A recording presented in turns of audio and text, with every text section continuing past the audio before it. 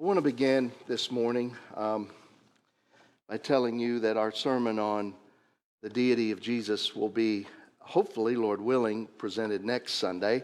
And I want to do something different today, something that several of you have been asking me about, two things actually.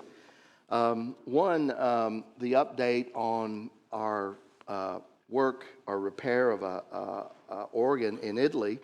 And I'm hoping they got pictures to show you. I want to walk you through a few things as we get started. This was the guts of the organ, completely disassembled, taken out. This is in Siena, Italy, where we spent our sabbatical. And the church, this church provided the funds to completely redo their organ, which they had lost like 3 or 4 keys. And the organist, as he was playing his songs, you could hear those notes missing. But anyway, it was completely disassembled. Sorry we couldn't get the sound right. It's just the way these files transfer. But every single pipe was taken out and tuned individually. And the way they tune these things is a little hammer and a little cone to fit the top of each tube.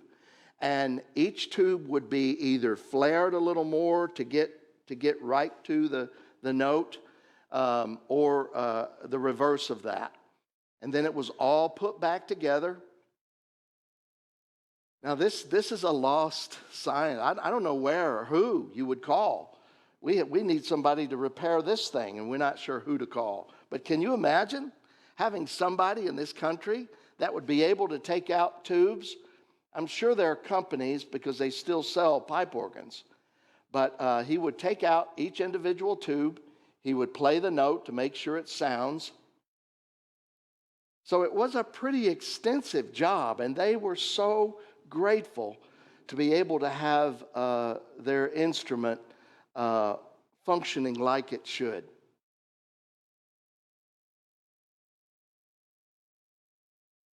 I'm not sure what's coming next, but we'll just learn it together.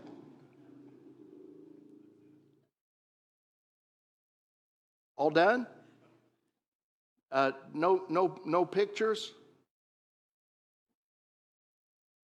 Just wanted you to see. That's okay. They're very grateful. The organ player is the ones that sent these videos to us, and again, very, very grateful. And you know, it's a little thing that we could do as a church to be a blessing to a church across the pond, a church a distance away, whether it be wherever it may be. And this church, you've always done this on our travels, given me the go-ahead to, if you see a need, if a church that you visit, has some particular thing, just do it. Let us be a part of the blessing. Now, some of you have been asking me about this family that invited us over for lunch. Now, I don't want any of you to get nervous with the bottle of wine on the table. This is their homegrown Chianti, and so proud of it he was. And I just wanted to show you what this woman did for us for lunch. And there was like 7 courses or more, and all of this was handmade, homemade, and we were just so blessed. Some of you might not like some of the pâtés on that toast, but they really love spleen. Would you like to have some spleen on toast, anyone? It kind of tastes like liver. But I just wanted you to see, you've been asking about, some of you in particular, I forget who exactly, said, I really want to see some pictures of that. And so anyway, that was the little bit of the pictures that I sent in. It looks like all of them maybe didn't make it. But anyway, just to let you know, make you get your appetite started, and maybe by the time the sermon's over, which it will be short today, I'm certain of, we'll all have us a good lunch together. Next picture I want to show you is Roger, wherever that is, guys. Let me tell you a little bit about Roger's condition, and then I want to tell you Roger's story. A lot of you have asked how all this came about. How did you become connected with Roger and all that? It's an interesting story. I'm sorry for those of you that have heard this before. Maybe you'll hear something a little different this time. But I just really felt like I needed to do this for Roger and for the church. Last Monday, Roger was working in our neighborhood with Dr. Lee, Rick Lee. Some of you know Dr. Lee. And Roger was helping him move. And he was so happy the Saturday before, he had worked for Dr. Lee and made $40. I mean, $40. And he was so happy about that. And as he's happy with $1, as I tell you, when you send him a card and put $1 in, he's a 6-year-old, guys. He's a 6-year-old. And he's very, very, he enjoys that. Well, Roger fell. It's the third time this year he's fallen, and we've been sort of watching. We had him checked both times. Dr. Cloran has checked him, and others have checked him, but this time was a really terrible fall, and he didn't fall because he got dizzy or because he lost strength in his legs. His feet just hit the curb, and it took him down. And he didn't even stop his fall with his hands, which we don't understand, but he hit the side of his head on the pavement and created a brain bleed, and they life-flighted him to Evansville to get that addressed with a neurosurgeon. So he was met with the trauma team first, and then with the cardiac team, because there was some heart irregularities going there from here. So they did some investigation in his heart, and he's got a real bad situation in his heart. Congenital defect leaves him with 2 valves instead of 3. I don't understand this. Some of you docs know all this, but he only has the 2 valves, and they're leaking really, really bad, along with an aneurysm on his aorta. They couldn't say just how dangerous that is. We all know it could be, but it also could last 5 years, 10 years, the cardiac surgeon told me. It's too major of a surgery. It would be open heart, which would just be that both cardiac surgeons, the one here and the one in Deaconess Midtown, both concurred that it's just not now. We're going to revisit it later. But it's left him with an arrhythmia that is dangerous, and they've got him on medicine for that. He's still in Deaconess Midtown. And hopefully, we hope that they will release him tomorrow for 4 weeks of therapy.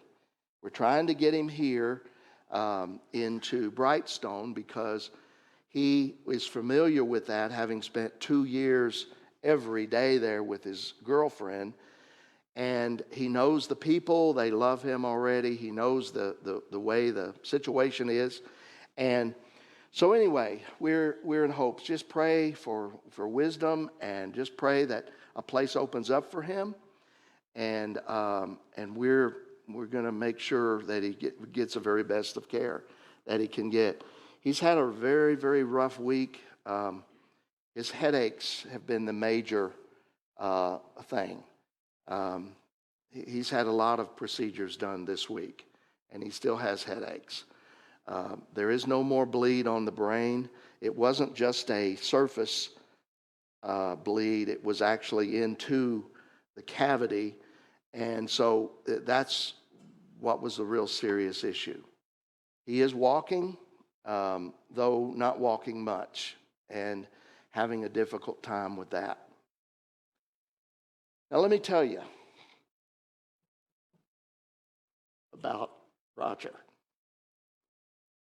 And I'm going to start at the beginning, and just permit me to do this. I don't know that I've ever really done something like this before, so I'm out of my zone, out of my range of being comfortable up here.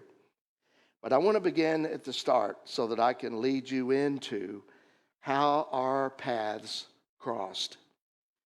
I finished seminary in northern Indiana in 1984.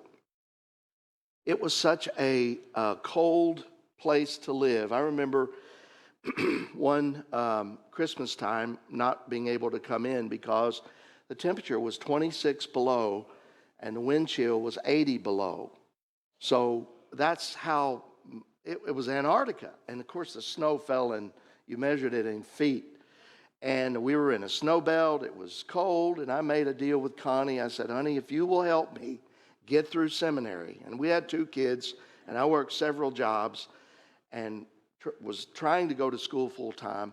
But that's what really pushed me. I said, if you'll just help me with the finances, work a job, do something to help us where I don't have to work so much and I can finish school on time. I'm getting us out of here. So I did finish on time, and May of 1984 graduated and loaded up a trailer and moved back here. Our plan was to end up in Middle to East Tennessee. It's where we met, it's where we went to college, where 3 of our 4 kids are now. And that was where I knew that we were destined to go. I just felt it. I remember getting home and going to Nashville to meet with the director of missions. And I'm not making this name up. His name was Don Duck.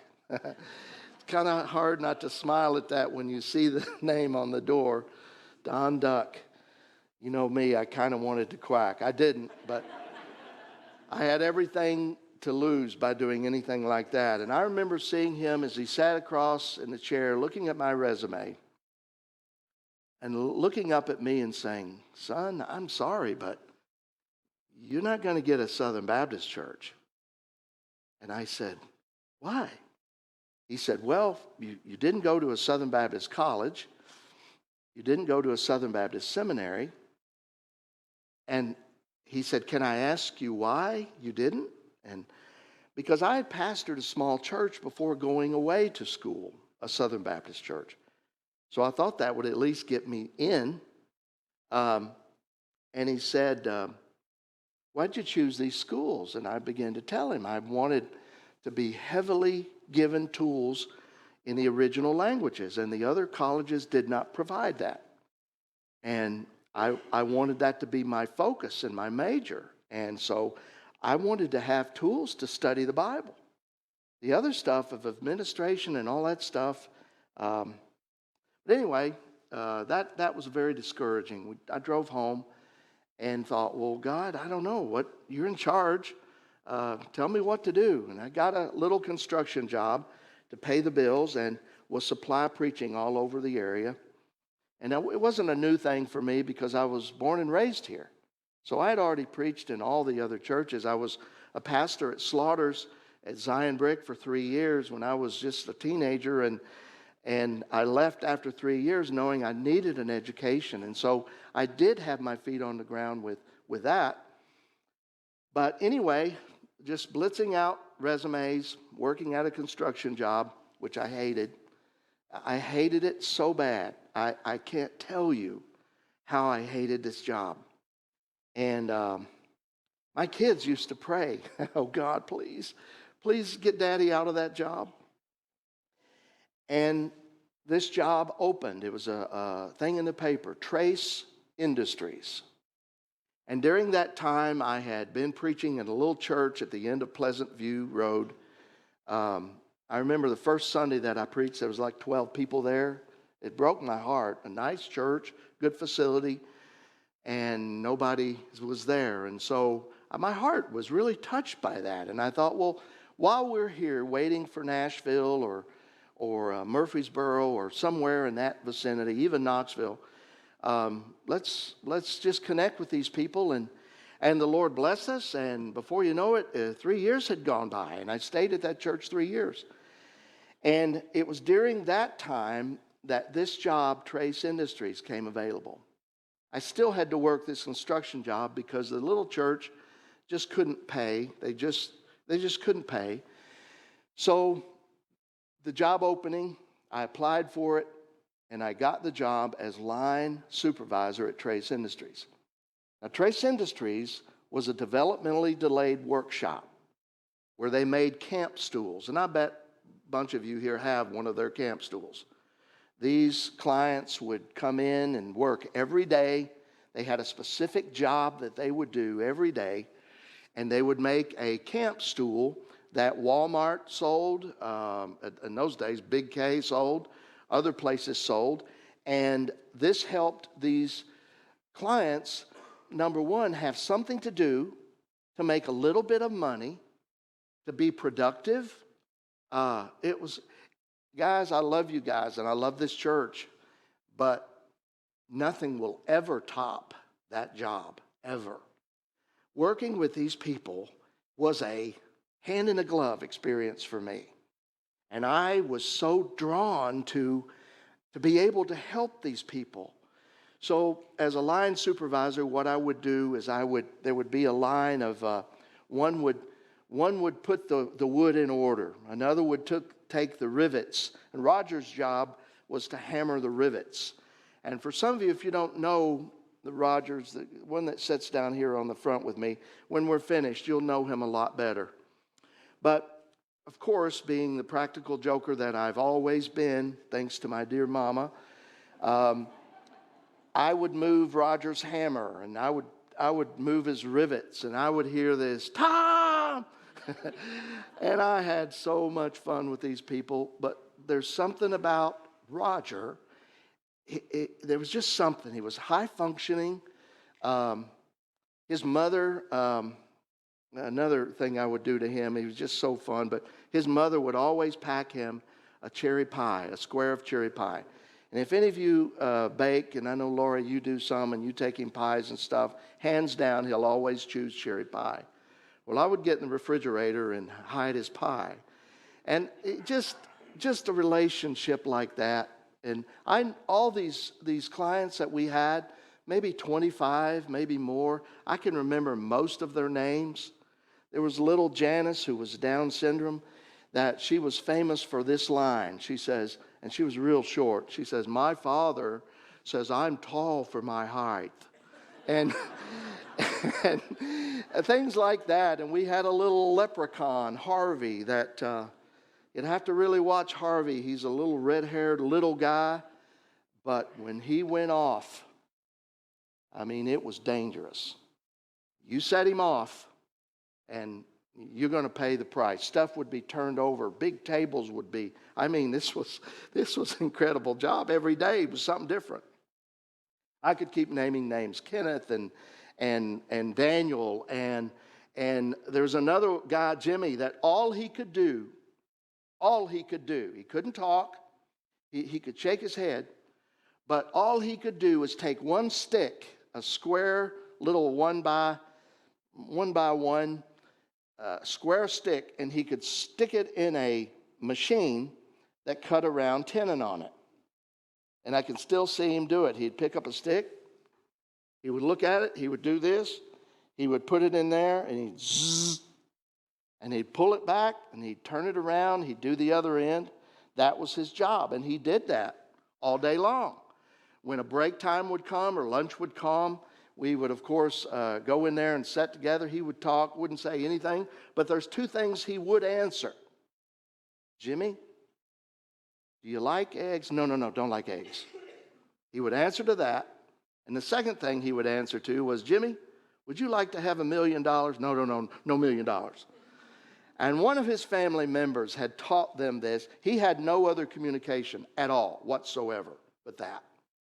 So trying to paint the picture for you here, this workshop and Roger and the relationship that grew through that. And his mother was really good to him. He was an only child, didn't have really any more family. Him and his mom would attend here a little bit when I finally got this church in the late 80s. And then Roger's mom fell ill. And here's where the story starts to get really sad. She was his only caregiver. And when she fell ill, she contacted a niece from somewhere else. I'm not even sure where this person was from. I don't really even want to know. And asked this niece, if you'll come and if you'll live in our house. And they lived in a house on Wyatt Avenue that was a shambles. It was ready to fall in. It was horrible.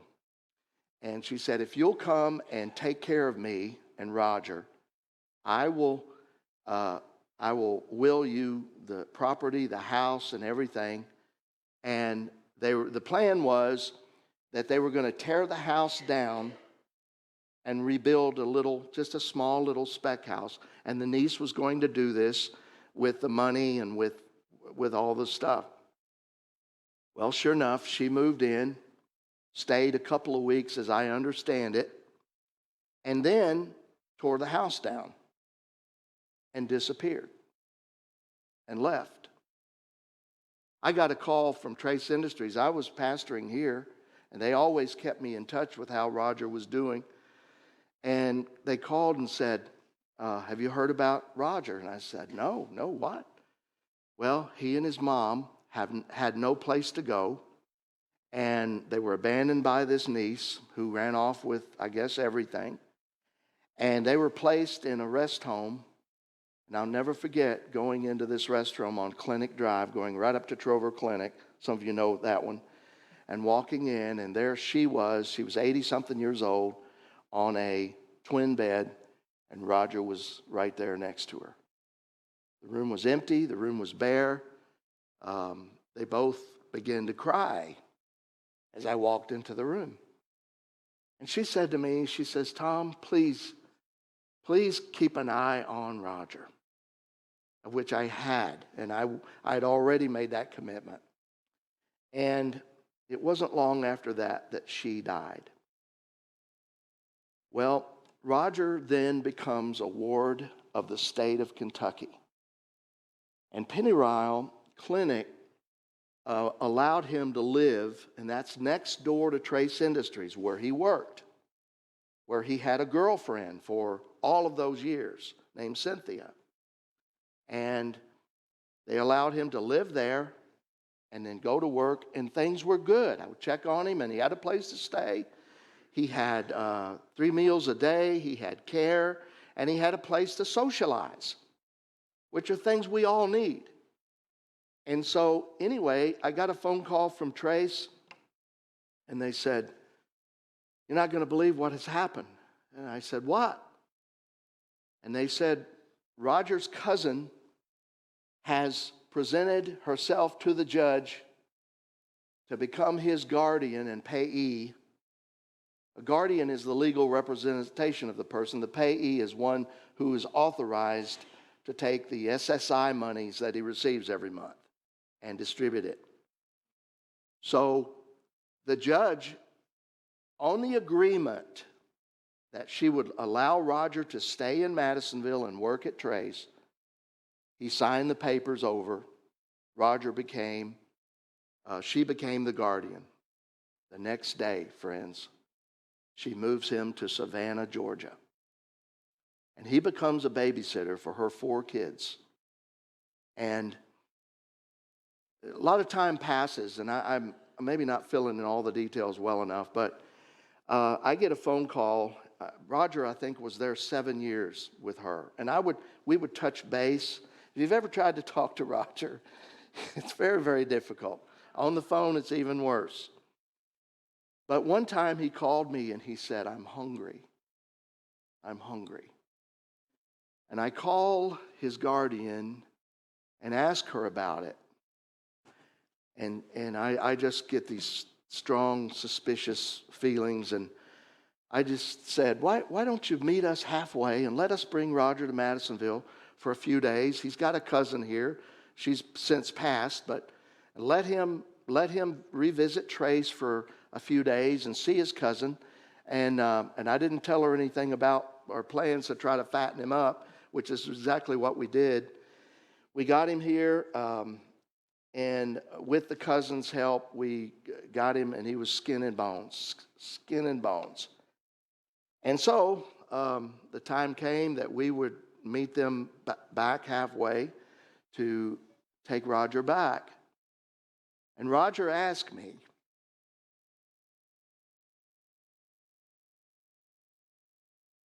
would you be my guardian? And guys, I tell you, it wasn't a hard decision. It was a God decision. Because the reason I told you about the seminary experience was one thing leads to another, leads to another, leads to another. You get back here, you hate your job, you try to find another job, and the job you find is the very purpose, maybe, for my life. At least it's one big purpose. Other purposes are there, I know. But so I began to check legally on what's involved in doing that, and knew that it would probably be a difficult fight to get this to happen, because Roger's money, $700 a month, or a little less than that, they had been using and spending, and without Roger having the benefit of it other than to live with them and be their babysitter. And so, I know I'm leaving out a lot of details, but after that initial conversation, I called him back and said, just at that time, his girlfriend, Cynthia, had been placed into the rest home that I told you about. And so that was my open door, without looking suspicious or being deceptive or anything like that, which I wasn't. My heart's desire was to get him back here. But still, this was a good reason why.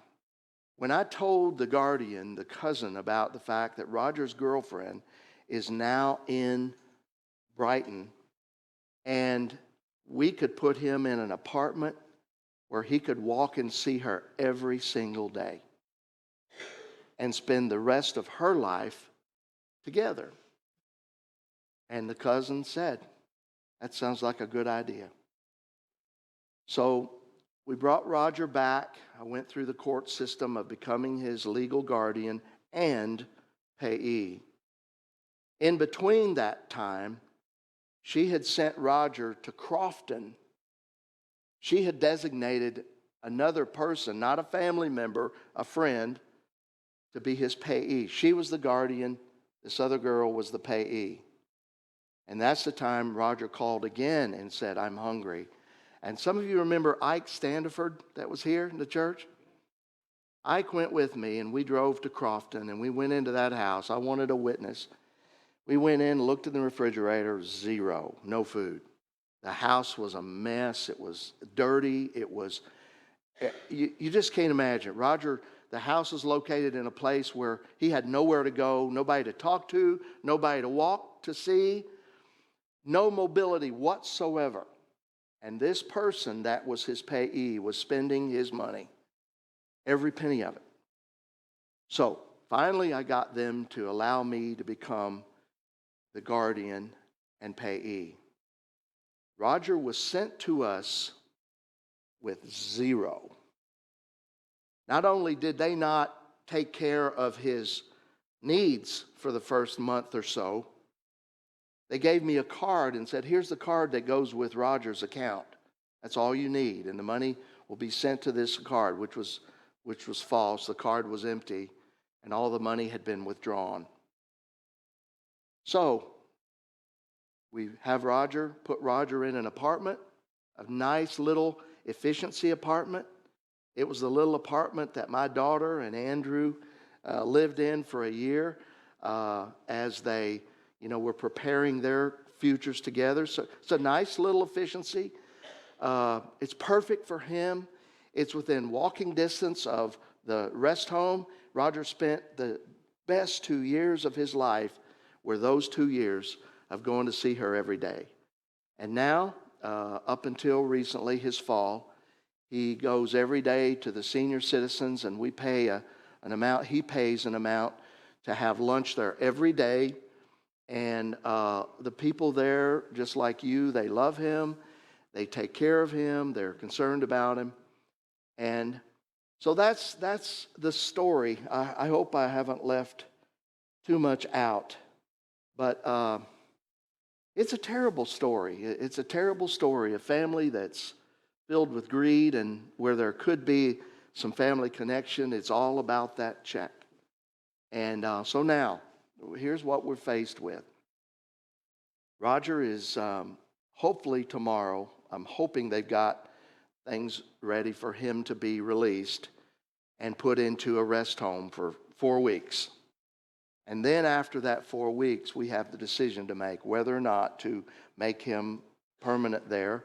I don't know how that works, but it would mean that they would become, I guess, the payee. And And if some of you know how all this works, please talk to me about it and tell me, because I don't know. But we're out for Roger's best interests, and whatever it takes. My hope for him is that he'll get back independent again. And we're going to hold his apartment as long as it takes for him to see if he can get back on his feet again. Our fear is his falling. And it could be that he will just have to use PACS for his mobility, which they'll pick him up every day, take him to senior citizen, or take him wherever he needs to go. And then it will just cut out his walking. But those of you that know Roger and see him around town, he walks everywhere. And Dr. Cloran, you've told me, keep him walking, keep him mobile. And that's what I feel we need to do too. Because I'm afraid if he gets immobile for too long, he won't ever get back. So we appreciate your prayers very, very much. And with how to care for him. Now I want to read you some scripture. And these are pretty powerful scriptures. James 1:27. This is a different version, but just listen to it. Religion that God our Father accepts as pure and faultless is this: to look after orphans and widows in their distress, and to keep oneself from being polluted by the world. Psalm 68:5. And I'm using these verses to show you how God cares about the orphan or the widow or the person in need. A father to the fatherless, a defender of widows, is God in his holy dwelling. Verse 9 of Psalm 146:9. The Lord watches over the foreigner and sustains the fatherless, the orphan, and the widow, but he frustrates the way of the wicked. And I tell you, there are 5 psalms called imprecatory psalms where David prays that his enemies would get their just due. And I tell you, I struggle with this on how some things have been done with Roger. Job 29:12. Because I rescued the poor who cried for help, and the fatherless who had none to assist them. Exodus 22:22. Do not take advantage of the widow or the fatherless.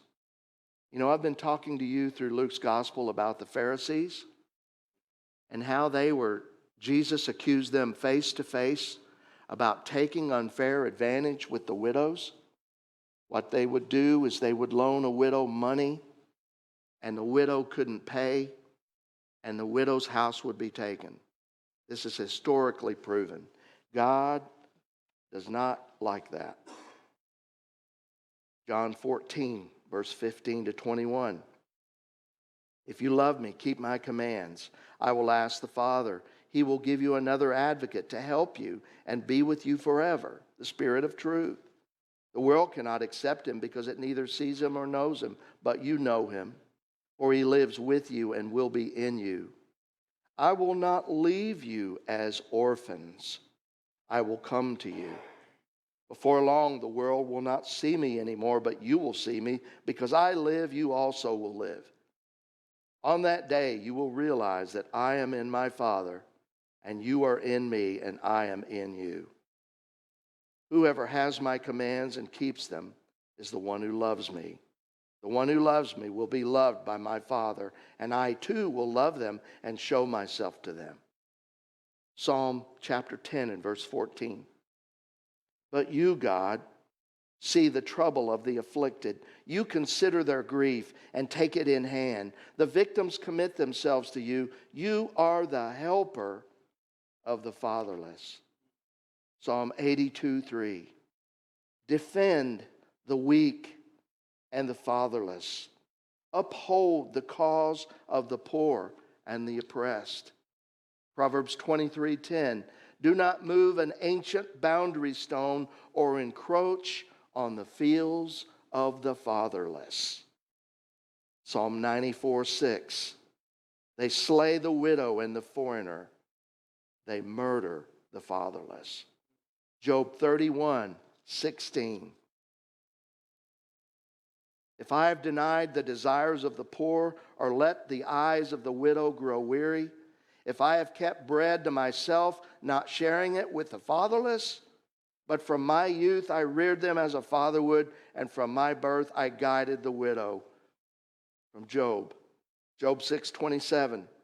You would even cast lots for the fatherless and barter away your friend.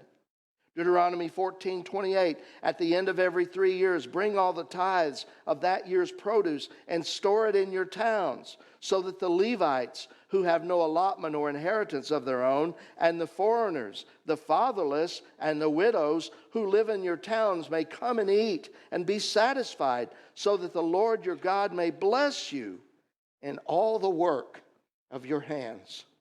And I love this one. I didn't even realize this. But in the book of Esther, chapter 2 and verse 7, Mordecai had a cousin named Hadassah, whom he brought up because she had neither father nor mother. The young woman, who was also known as Esther, had a lovely figure and was beautiful. Mordecai had taken her as his own daughter when her mother and father died. Just a couple more. Psalm 10:18. Defending the fatherless and the oppressed, so that mere earthly mortals will never again strike terror. Jeremiah 7:6. I know I'm pulling these out of context, which is expositional suicide, but I'm camping on the word orphan. Orphan, orphan, orphan. It's all over the Bible. Jeremiah 7:6, lastly. If you do not oppress the foreigner, the fatherless, or the widow, and do not shed innocent blood in this place, and if you do not follow other gods to your own harm, God is promising the people of Jeremiah's day a blessing. I know some of you don't know Roger. If Roger hits you, that means he likes you. If he doesn't hit you, you're not in that inner circle, sorry. But he is beloved, and I thank you for all the cards you have sent him. In the hospital room day before yesterday, I took him a couple of cards that had come, and he was in there. The couple of nurses were in there, and he got the card, and he just immediately perked up, and he opened the card, and he pulled out the card, and there was $1 in the card. And he looked up, and the nurses said, "Why, Roger, what's in that card?" And he waved the $1, and he opened the second card, and another $1, and he did the same expression. And friends, I can't tell you how much that means to me. For you to, as I ask you for Christmas time and his birthday, March 3rd, to bless him with a card. Just put $1 in the card. And it's something that you can do to bless a little boy, because he is a little boy with a man's body. And he needs your prayers and your blessing. There's no way I'm going to be able to pray. Let's sing our doxology. And you pray in your heart. And I thank you for letting me do this morning. I know it's out of the ordinary. If you're visiting for the first time here, I hope you'll come back. And we're going to really jump in on the deity of Christ, which is our next passage. And the sermon is ready. It'll be hopefully even more so by next week. But let's all stand, shall we?